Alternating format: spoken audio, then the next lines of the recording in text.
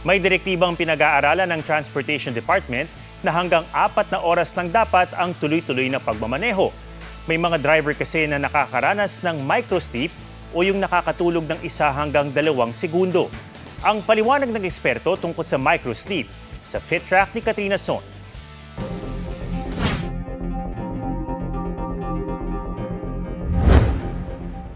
10 tao ang nasawi sa malagim na aksidente sa SC-TEX kamakailan. Ang karambola ng 5 sasakyan, nag-ugat nang makatulog daw habang nagmamaneho ang driver ng isang bus. Kinumpirma iyan ng abogado ng kumpanyang may-ari ng sangkot na bus. Inamin din niya sa akin na yung panahon na yon apparently na nakaidlip siya. Dahil anya yan sa maintenance medicine ng driver para sa alta presyon, bagaman ininom ito gabi bago ang aksidente. Ang TNVS driver na si Jason Discaya, muntikan na rin daw maaksidente noon dahil nakaidlip habang nagdadrive. Muntik ko nang banggain yung barrier dyan Napayoko po ako dahil naantok na.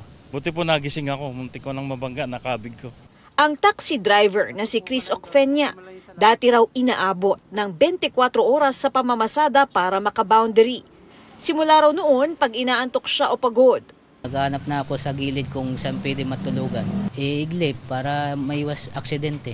Ang mga naranasan ni Jason at Chris, maituturing na microsleep ayon sa isang doktor.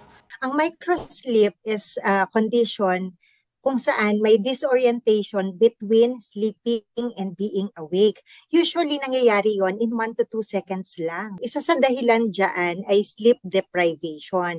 Ang lack of sleep natin o kaya insufficient sleep kasi usually it's 6 to 8 hours talaga ang time na talagang dapat tayong makatulog. Malaki rin daw ang epekto ng pagod. Kapag paiba-iba rin daw ang oras ng tulog, nahihirapan na ang katawan na mag-adjust. Dahil dito, nagkakaroon daw ng kondisyon na tinatawag na circadian rhythm sleep disorder, kung saan nararamdaman ng isang tao na parang lagi siyang kulang sa tulog. Kaya mainam na baguhin ang lifestyle para maiwasan ang microsleep na lubhang delikado kapag nagmamaneho. See to it that you have enough sufficient sleep before you drive. Kapag nakaramdam ng sintomas na inaantok o nahihilo, o parang nag-blur ang vision, kailangan magpahinga muna. They have to take a nap. Ayon sa DOTR at LTFRB, isa ang microsleep sa mga tinitignan ngayon na sanhi ng ilang aksidente. Kaya pinag-aaralang bawasan pa ang 6 na oras na maximum continuous driving time ng mga provincial bus drivers. Meron pong bagong directive ang ating Secretary Vince Dizon na pinag-aaralan po, pinapabawasan po niya, gusto po niya 4 na oras lamang. Pagbibigay diin ng LTFRB, kapag inaantok, itabi na ang sasakyan at huwag nang ipagsapalaran ang buhay ng mga pasahero. Sa mga pasahero naman daw, kapag napansin na inaantok ang kanilang driver, ay agad tumawag sa hotline ng LTFRB o ng bus company. Katrina Son, nagbabalita para sa GMA Integrated News. Huwag magpahuli sa mga balitang dapat niyong malaman.